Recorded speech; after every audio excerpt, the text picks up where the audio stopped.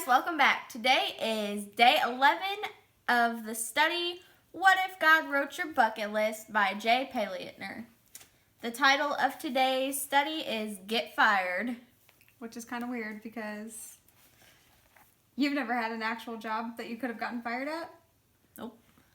I have, but it's been a while. I've been a stay-at-home mom for a while, so we can't really get fired from our jobs that we don't have. But Nope. Either way, some of you probably have jobs and you can relate to this, so we're going to go ahead and do it. During college, I spent 2 summers as a waiter. One stint in a family burger pub and the other in a white tablecloth restaurant that catered to little old ladies. I think everyone should work in the restaurant business for at least 1 summer. Waiting tables or flipping burgers will give you a great appreciation for anyone who works in food service, and you'll be a better guest and a better tipper.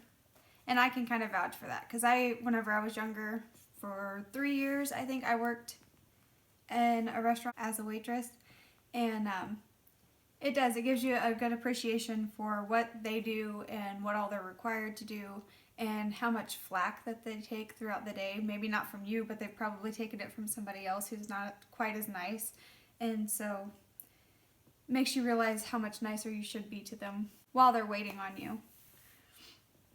Everyone should also spend some time in commission sales. It will teach you to hustle and appreciate the values of a paycheck.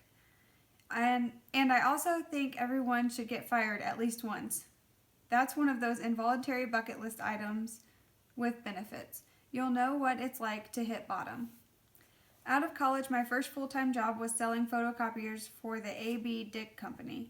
Not Xerox, not Canon, not IBM, A.B. Dick. The employee turnover rate resembled a revolving door. I lasted 2 years. My second full-time job was selling law books to corporate attorneys. I was terrible at it.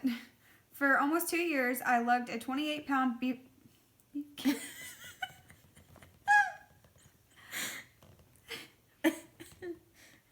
briefcase around Chicago's Loop, changing career paths just weeks before I was due to be terminated for repeatedly missing my sales quota.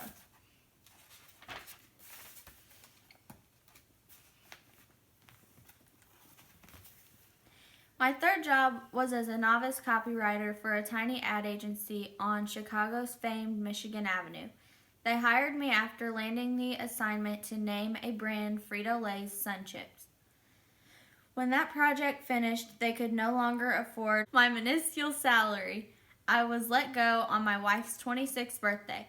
My fourth job was as a copywriter for a much larger agency with accounts like Midway Airlines, Kroger, and Corona Beer.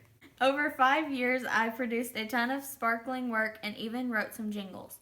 A new hotshot creative director came in and cleaned house, firing me on my 31st birthday, 2 days after my 4th child was born. I begged for another chance, and they let me hang around another 6 months. My fifth job was at Domain Communications, a small agency and recording studio in the suburbs that served Christian ministries and publishers. The fit was perfect, but 1 year later we merged with 2 other small agencies and the creative department moved to Seattle, leaving me once again without a full-time job. My sixth job was not a job at all. For more than 20 years, I have been a freelance writer, producer, author, creative trainer, speaker, and consultant. As you can imagine, technology and social media have forced me to grow in ways I never imagined. But that's not all bad, and I've threatened to fire myself only a dozen times or so. Looking back, I see God's hand in every one of those devastating job losses and career changes. During those times, if someone would have quoted the Bible verse that says, "In all things, God works for the good of those who love Him, who have been called according to His purpose," Romans 8:28, I may have strangled them. But now I see that it really is true. I can connect the dots from who I was to who I am. It's crystal clear that I am using skills developed in the midst of adversity to do things I would have never dreamed possible.